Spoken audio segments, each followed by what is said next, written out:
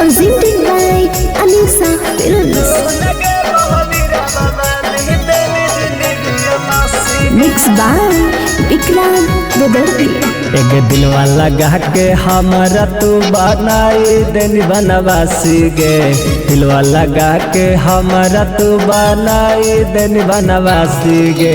सुन गे महावीरा बाबाली देनी जिंदगी नासी गे। सुन गे महावीरा बाबाली देनी जिंदगी नासी गे। जाना से ज्यादा हम चाह हलियो तोरे बतिया मानी गे। जाना से ज्यादा हम चाह हलियो तोरे बतिया मानी गे। सुन गे महावीरा बाबाली देनी जिंदगी नासी गे। सुन गे महावीरा बाबाली देनी जिंदगी नासी गे।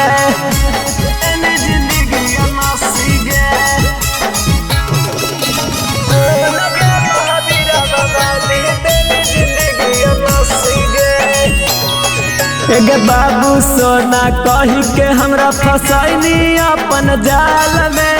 तोरे लागी लाठी चलल पूरा गवा जवार में। एक बाबू सोना कही के हमरा फसैनी अपन जाल में। तोरे लागी लाठी चलल पगली गवा जवार में।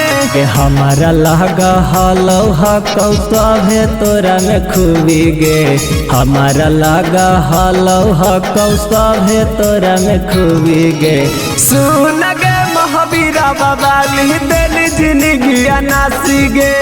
सुन गे महावीरा बाबाली देनी जिंदगी नासी गे।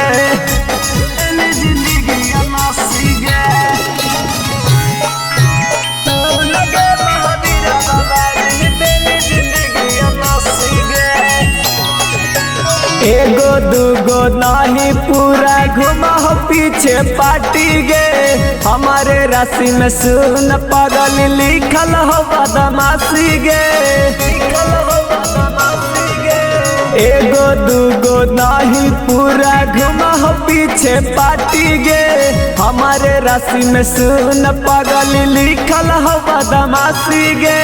मालुआ विक्रांत तोरे फेरा में चढ़ा तो फांसी गे। मालुआ विक्रांत तोरे फेरा में चढ़ा तो फांसी गे। सुन गे महावीरा बाबाली देनी जिंदगी नासी गे। सुन गे महावीरा बाबाली देनी जिंदगी नासी गे।